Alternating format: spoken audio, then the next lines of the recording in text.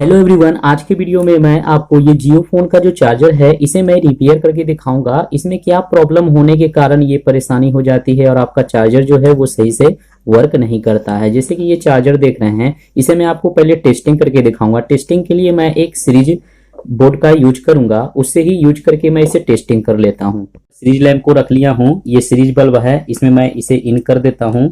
इन करने के बाद इसे मैं यहाँ पर इन करूंगा तो अब देखें, तो यहाँ देखें कि कोई भी चार्जिंग जो है वो शो नहीं कर रहा है, यानी कि ये चार्जर में ही कुछ फॉल्ट है। मैं इसे खोलूंगा और अब देखें, इसे खोलने के लिए इस तरह के यहाँ पर जो निशान देख रहे हैं, ये इस साइड का, ये इस साइड का, ये पीछे का कैप है, यहीं से आपको खोलना रहता है।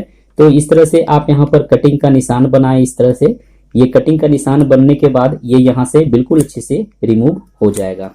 ना खुले तो आप इसका यूज कर सकते हैं, इस आरी का, जिससे आसानी पूर्वक ये यहाँ से कट जाएगा और ये बिल्कुल ही अच्छे से रिमूव हो जाएगा। तो चलिए अब मैं इसे बिल्कुल अच्छे से यहाँ से कट करके हटा लेता हूँ। तो यहाँ से हटा लिया हूँ, इस तरह से शॉर्ट करके देख लें, कोई कैपेसिटर चार्ज रहता है वो बिल्कुल ही डिस्चार्ज हो जाए। तो ये देखें, ये ड्राइवर निकल चुका है और इस साइड में देख सकते हैं इसका कंपोनेंट है, यहाँ देख पाएंगे, और इस साइड में भी देख रहे हैं कि कुछ कैपेसिटर या फिर कोई कंपोनेंट जो है वो ब्रेक हो चुका है। यहाँ जो कंपोनेंट उड़ा है, ये एक रजिस्टर जो है ये फ्यूज की तरह वर्क करता है। तो एक्चुअली में यही उड़ चुका है, क्योंकि मैं यहाँ पर इस मल्टीमीटर को कंटिन्यूटी पर सेट किया हूँ और ये जब मैं टेस्ट कर रहा हूँ तो यहाँ देखिए कोई कंटिन्यूटी नहीं है, और यहाँ पर आने के बाद यानी कि यहाँ से जो करंट बाईपास होगा वो इसमें नहीं आ रहा है। तो यानी कि मेरे को ये लग रहा है कि ये जो फ्यूज जो लगा हुआ है, ये रजिस्टर, इसे मैं चेंज कर दूंगा तो करंट यहाँ पर आ जाना चाहिए। बट इस साइड में मैं एक बार चेक कर लूंगा कोई कंपोनेंट तो कहीं शॉर्ट तो नहीं। अगर ये देखें, अगर ये शॉर्ट रहता, इस तरह से मैं चेक कर ले रहा हूँ, अगर ये शॉर्ट रहता ये ब्रिज रेक्टिफायर, तो कहीं ना कहीं कोई कंटिन्यूटी जरूर बताता, क्योंकि मैं यहाँ पर सेट किया हूँ और सिर्फ मैं कंटिन्यूटी पर सेट करके रखा हूँ। बट यहाँ कोई भी कंपोनेंट ब्रेक नहीं है। इस साइड में अगर देखा जाए तो ब्रिज रेक्टिफायर का डायोड ये पॉजिटिव और नेगेटिव पर मैं कनेक्ट किया हूँ, कोई कंटिन्यूटी नहीं। बट अगर जैसे ही मैं इसे पलटूंगा तो डायोड का कुछ ना कुछ कंटिन्यूटी बताना चाहिए। तो ये देखें बिल्कुल ओके है। तो यानी कि यहाँ कोई भी इस सर्किट में कोई भी कंपोनेंट का फॉल्ट नहीं है। अगर फॉल्ट रहता तो ये जो कंटिन्यूटी है दोनों साइड में बता देता, इससे आपका ये ड्राइवर रिपेयर नहीं हो पाता। बट यहाँ पर देखें कि सिर्फ यही हुआ है। ये हुआ होगा क्या कि अचानक वोल्टेज ज्यादा बढ़ जाना या फिर एक परेशानी होती। लोग अक्सर इस चार्जर को लाइन में इन कर देते हैं, मोबाइल चार्ज हो गया फिर चार्जर के स्विच को ऑन करके छोड़ देते हैं। इस कंडीशन में आपका चार्जर खराब ही खराब होगा। तो रजिस्टर को रिमूव करने के लिए मैं इस तरह से इसे हिट करके जो पहले लगा हुआ है उसे मैं यहाँ से रिमूव कर, दूसरे कनेक्शन को भी रिमूव कर लेता है। यहाँ पर नंबर शो कर दिया है 10 ओम का 1 वाट का आपको यूज करना है, तो आप यहाँ पर 10 ओम का ही लगा करके यूज करने वाला हूँ। इसे लगाने के लिए यहाँ पर इन कर लें इस साइड से कनेक्शन को,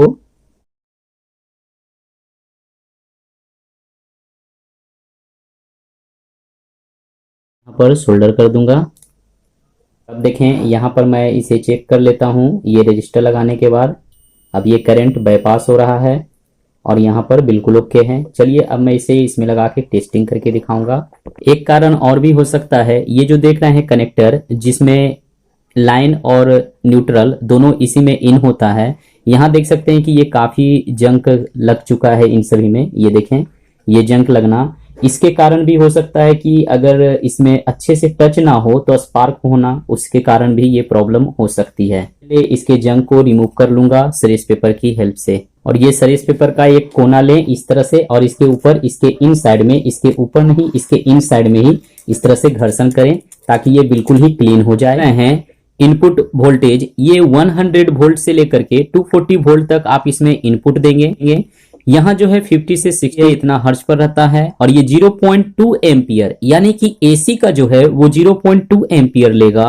आउटपुट आपको 5 वोल्ट देगा, जहां पर 700 मिली एम्पियर है, यानी कि इसका एम्पियर देखें 1 एम्पियर से भी ये कम है, मिली एम्पियर में है। बट अगर लोग क्या करते हैं, इस चार्जर को लगा लिए और कोई भी जैसे कि स्मार्टफोन उन सभी को इस चार्जर से अगर चार्ज करेंगे, वैसे कंडीशन में क्या होता है, अब देखें ये जो ड्राइवर आप देख रहे हैं इसमें क्या होता है कि एसी का जो सेक्शन है ये डीसी का है, डीसी का सभी में सेम आपको देखने को मिलेगा, क्योंकि ये 5 वोल्ट ही निकाल रहा है। ये 700 मिली एम्पियर पर है, ये 1 एम्पियर पर सिर्फ कैपेसिटर को चेंज कर दिया जाता है।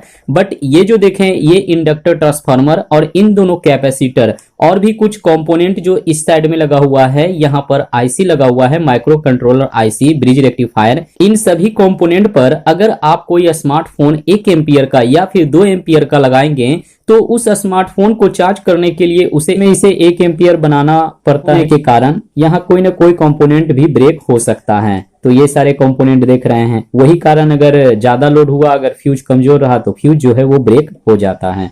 तो चलिए अब मैं आपको यहाँ पर इसे टेस्टिंग करके दिखाऊंगा। और अब देखें, मैं इसमें इन कर लिया हूं और ये सीरीज बल्ब का जो बोर्ड है उसमें मैं इस तरह से इन कर लूंगा।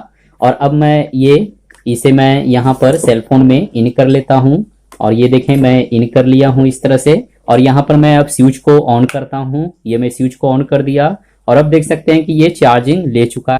चार्जर जो है वो बिल्कुल ही कंप्लीट हो चुका है। तो आप देख पा रहे हैं यहाँ पर जो चार्जिंग का शो देख रहे हैं 56%, यानी कि यहाँ चार्जर का सिंबल भी आप देख रहे हैं कि ये जो बैटरी है वो बिल्कुल ही चार्ज हो रहा है, अच्छी तरीके से चुका है। और अब देखें यहाँ परसेंटेज भी बढ़ रहा है, 56 था अब ये 57 हो चुका है। मैं यहाँ पर काफी देर से लगा करके देखा, ये 72%, ये बिल्कुल सही से वर्क कर रहा है। इसे फिटिंग कर लेता हूँ। अब मैं इसे फिट करने के लिए इस तरह से लगा लें और साइड में फेविक्विक का यूज करके भी आप इसे चिपका सकते हैं। मैं वैसे ही चिपकाऊंगा, बट जहां जहां पर गैपिंग देख रहे हैं, जो कंपोनेंट नजर आ रहा है, वहां पर मैं इस तरह से इसे चिपका लूंगा। तो इसे जरा सा हीट करें, हीट करने के बाद मैं इसमें भर दूंगा ताकि ये बिल्कुल अच्छे से चिपक जाए।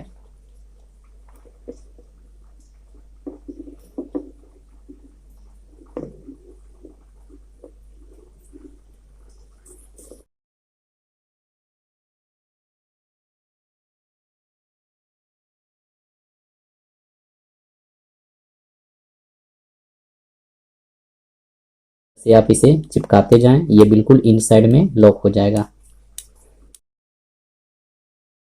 देखें ये चार्जर बिल्कुल कंप्लीट हो चुका है। तो चलिए अब मैं आपको इसे डायरेक्ट बोर्ड में कनेक्ट करके और उसके बाद चार्जिंग करके दिखाऊंगा। इसे मैं इसमें इन कर लूंगा। इन करने के बाद मैं स्विच देता हूं, ये स्विच को मैं दे दिया और अब देखें ये चार्जिंग ले चुका है। तो यानी कि अब ये डायरेक्ट में भी बिल्कुल कंप्लीट है। पहले आप टेस्टिंग में जब भी आप चार्जर रिपेयर करें या कुछ भी रिपेयर करें तो आप पहले सीरीज के बल्ब एक बोर्ड बना लें, उससे ही पहले टेस्टिंग कर लें, उसके बाद ही आप डायरेक्ट कभी ना इस तरह से रिपेयर करें। तो मैंने एक सीरीज बल्ब का बोर्ड बनाया, उससे ही मैं यहाँ पर इसे रिपेयर किया और ये रिपेयर करने के बाद बिल्कुल ओके हो चुका है। इसे मैं डायरेक्ट दिया हूँ लाइन इनपुट, उसी तरह से अब देख सकते हैं 72% और ये बिल्कुल ही कंप्लीटली चार्ज करना शुरू कर दिया। फोन से मैं आपको चेक करके दिखा रहा हूँ। मेरे पास जियो का फोन अभी अवेलेबल नहीं है तो मैं उसमें भी टेस्टिंग करके नहीं दिखा रहा हूँ, बट ये एक स्मार्टफोन जो है ये भी बिल्कुल अच्छे से चार्ज कर रहा है, यानी कि ये चार्जर बिल्कुल परफेक्ट हो चुका है। तो देखा आपने कि कैसे मैंने इस जियो फोन के चार्जर को रिपेयर किया और ये बिल्कुल सही हो चुका है। आई होप कि आपको वीडियो पसंद आया होगा। तो सब्सक्राइब कर लें इसी तरह के इंटरेस्टिंग वीडियो के लिए। वीडियो देखने के लिए थैंक यू।